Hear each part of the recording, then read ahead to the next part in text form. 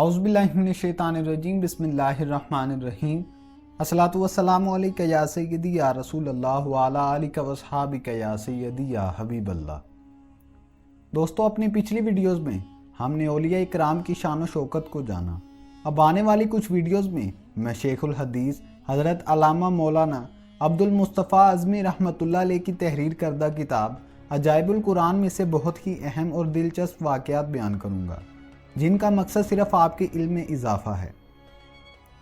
آج کی اس ویڈیو کا موضوع جنتی لاٹھی ہے، جو حضرت موسیٰ علیہ السلام کو عطا ہوئی۔ یہ آپ علیہ السلام تک کیسے پہنچی اور اس کی عظمت کیا ہے، وہ ہم اس ویڈیو میں دیکھیں گے۔ تو آئیے ویڈیو کا آغاز کرتے ہیں۔ جنتی لاٹھی، یہ حضرت موسیٰ علیہ السلام کی وہ مقدس لاٹھی ہے جس کو عصائے موسیٰ کہتے ہیں۔ اس کے ذریعے آپ علیہ السلام کے بہت سے ان معجزات کا ظہور ہوا جن کو قرآن مجید نے مختلف عنوانوں کے ساتھ بار بار بیان فرمایا ہے۔ اس مقدس لاٹھی کی تاریخ بہت قدیم ہے، جو اپنے دامن میں سینکڑوں ان تاریخی واقعات کو سمیٹے ہوئے ہے جن میں عبرتوں اور نصیحتوں کے ہزار نشانات ستاروں کی طرح جگمگا رہے ہیں، جن سے اہل نظر کو بصیرت کی روشنی اور ہدایت کا نور مل رہا ہے۔ یہ لاٹھی حضرت موسیٰ علیہ السلام کے قد برابر 10 ہاتھ لمبی تھی اور اس کے سر پر 2 شاخیں تھیں جو رات میں مشعل کی طرح روشن ہو جایا کرتی تھیں۔ یہ جنت کے درخت پھیلوں کی لکڑی سے بنائی گئی تھی اور اس کو حضرت آدم علیہ السلام بہشت سے اپنے ساتھ لائے تھے۔ چنانچہ حضرت علی جوہری رحمۃ اللہ علیہ نے فرمایا ہے، حضرت آدم علیہ السلام کے ساتھ اونٹ، حضرت موسیٰ علیہ السلام کا عصا، انجیر کی پتیاں، حجر اسود جو مکہ معظمہ میں ہے، اور نبی معظم حضرت سلیمان علیہ السلام کی انگوٹھی، یہ 5 چیزیں جنت سے اتاری گئیں۔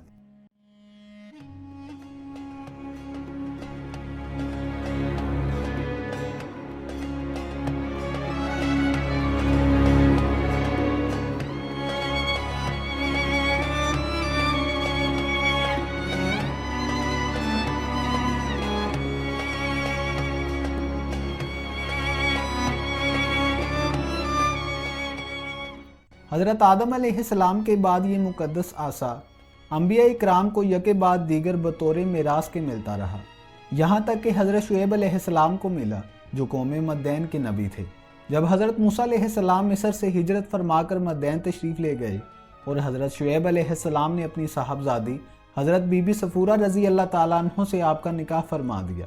اور آپ 10 برس تک حضرت شعیب علیہ السلام کی خدمت میں رہ کر آپ کی بکریاں چراتے رہے۔ اس وقت حضرت شعیب علیہ السلام نے حکم خداوندی عز و جل کے مطابق آپ کو یہ مقدس عصا عطا فرمایا اور پھر آپ اپنی زوجہ محترمہ کو ساتھ لے کر مدین سے مصر اپنے وطن کے لیے روانہ ہوئے اور وادی مقدس مقام طویٰ میں پہنچے تو اللہ رب العزت نے اپنی تجلی سے آپ کو سرفراز فرما کر منصب رسالت کے شرف سے سر بلند فرمایا۔ اس وقت اللہ رب العزت نے آپ سے جس طرح کلام فرمایا، قرآن مجید نے اس کو اس طرح بیان فرمایا ہے، اور یہ تیرے داہنے ہاتھ میں کیا ہے موسیٰ؟ عرض کی یہ میرا عصا ہے، میں اس پر تکیہ لگاتا ہوں اور اس سے اپنی بکریوں پر پتے جھاڑتا ہوں، اور میرے اس میں اور بھی کام ہیں۔ دوسرے کاموں کی تفسیر میں حضرت علامہ ابو البرکت عبداللہ بن احمد نصفی رحمۃ اللہ علیہ نے فرمایا کہ مثلا اس کو ہاتھ میں لے کر اس کے سہارے چلنا، اس سے بات چیت کر کے دل بہلانا، دن میں اس کا درخت بن کر آپ پر سایہ کرنا، رات میں اس کی دونوں شاخوں کا روشن ہو کر آپ کو روشنی دینا، اس سے دشمنوں، درندوں اور سانپوں بچھوؤں کو مارنا،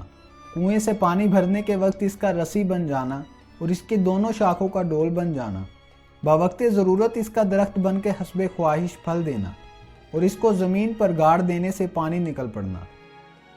حضرت موسیٰ علیہ السلام اس مقدس لاٹھی سے مذکورہ بلا کام نکالتے رہے، مگر جب آپ فرعون کے دربار میں ہدایت فرمانے کی غرض سے تشریف لے گئے اور اس نے آپ کو جادوگر کہہ کر جھٹلایا تو آپ کے اس عصے کے ذریعے بڑے بڑے معجزات کا ظہور شروع ہو گیا، جن سے 3 معجزات کا تذکرہ قرآن مجید نے بار بار فرمایا ہے، جن کا ذکر میں اپنی اگلی ویڈیو میں کروں گا، اور ان معجزات کے تذکرے سے حضرت موسیٰ علیہ السلام کے اس مبارک عصے کی عظمت اور بھی واضح ہو جائے گی۔